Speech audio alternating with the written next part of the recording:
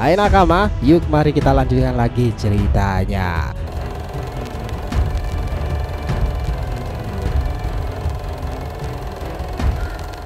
Setelah Gojubi Jura telah mengkonfirmasi sesuatu hal terkait inkarnasi sendiri, dan Himawari berkemungkinan besar terlahir sebagai perwujudan inkarnasi Kaguya kan, ini jadi makin seru lagi nih. Karena saat perang shinobi keempat, inkarnasi Biju kelinci perwujudan Kaguya itu muncul.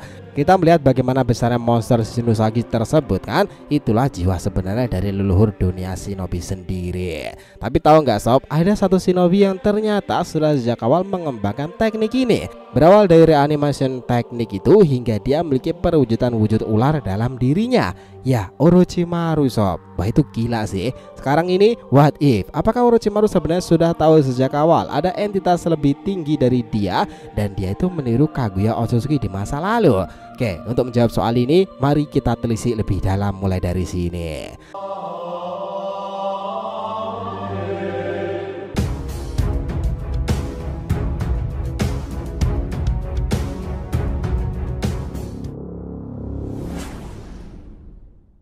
Awe nakama, info penting ya. Sebelum masuk pembahasan, kita harapkan kalian subscribe dua channel terbaru kita, Saga to Blue Vortex dan juga Joy Boy The Library of Nika. Untuk channel Saga to Blue Vortex kita buat pembahasan per episode nih fan fiction Boruto dan akan adaptif juga serta konsisten upload di sana. Sementara untuk kalian yang suka tema One Piece sendiri, kita sudah siapkan channel khusus nih yang up to date ngebahas tentang perkembangan Nika yang menggelora itu.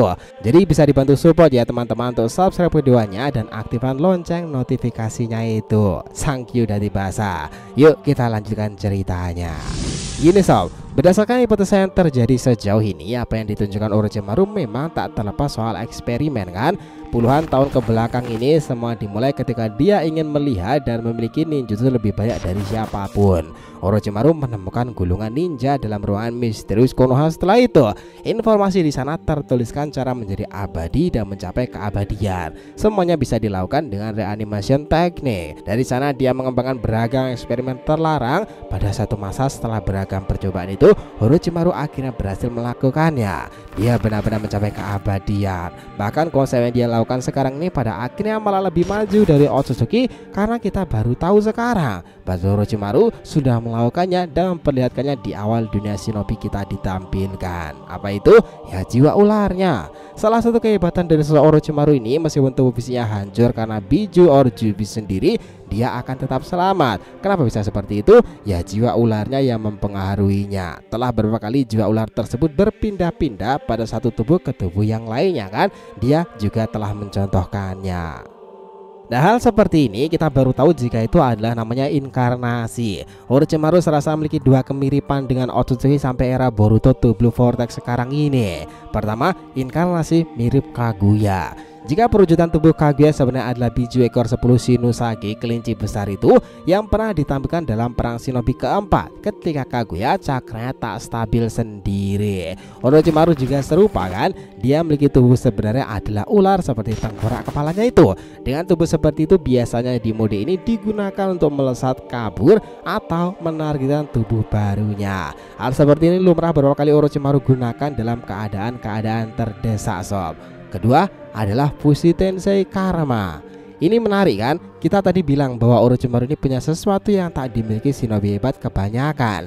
Faktanya di era shinobi Boruto sekarang ini sampai chapter ke-8-nya banyak menampilkan persoalan karma entah untuk Boruto, Kawaki maupun Code sendiri kan.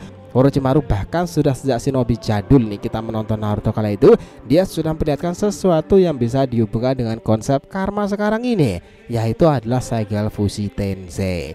Konsep itu mengambil sebuah cara segel kutukan yang Orochimaru tempatkan ke beberapa targetnya. Dalam kasus ini orang seperti Sasuke, Mitarashi, Anko dan para anak buah Orochimaru masing-masingnya memiliki segel tersebut. Meskipun dia telah dibunuh beberapa kali, Orochimaru yang ada kala itu dia tetap akan bisa bangkit kembali karena jiwa, cakra dan kesadaran yang lain ada pada segel-segel yang ditempatkan pada wadahnya sendiri. Dia menggunakan konsep wadah bahkan setelah merasa yakin semakin bagus wadah fisik yang dia terima, maka kekuatan Orochimaru juga akan bertambah kuat. Nah, konsep seperti ini Orochimaru kembangkan sehingga dia menjadi abadi seperti sekarang. Nah, sekarang itu pertanyaannya, bagaimana jika Orochimaru ini sebenarnya meniru Kaguya ya dan Otsutsuki dalam beragam tekniknya itu? Apakah sebenarnya dia sudah tahu ada entitas lebih tinggi dalam dunia shinobi, dan dia bahkan tahu klan bangsa langit sebelum kedatangan Kaguya di perang shinobi keempat ya?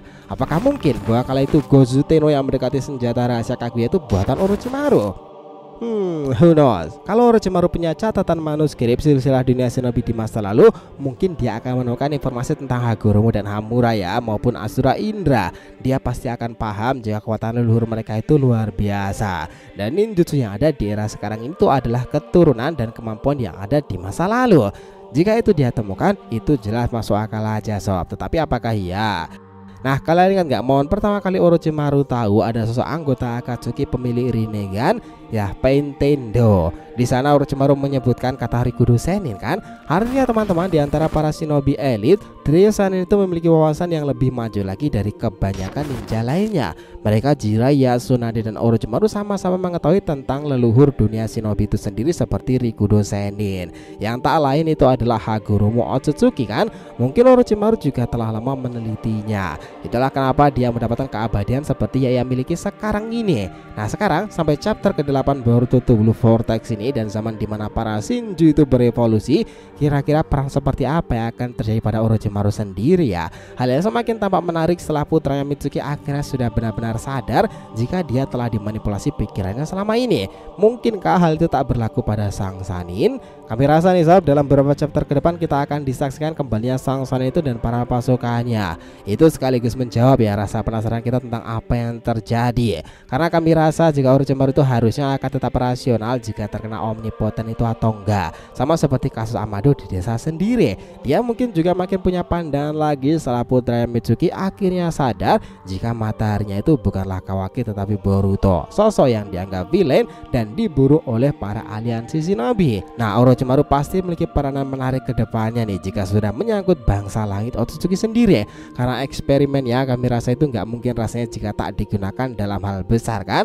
Sekarang ini dia menjalani masa untuk memfokuskan manusia buatan lebih sempurna lagi untuk melindungi sesuatu yang harus dilindungi. Setiap kemunculannya selalu menjadi daya tarik tersendiri hingga saat ini kan. Para kelompoknya itu masih beranggotakan orang-orang solid seperti Suigetsu, Jugo dan juga Uzumaki Karin yang berada di sana. Dia masih didampingi oleh putra terbesarnya pula Locke yang mirip Tobirama wajahnya itu kan.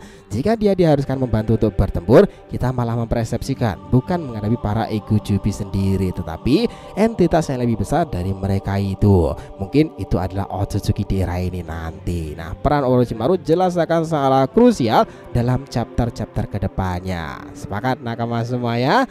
Nah, gimana tuh? Bukankah ceritanya bakalan seseru itu kedepannya nanti? Jadi cukup segitu ya pembahasan kita kali ini mengenai hipotesa what if ini.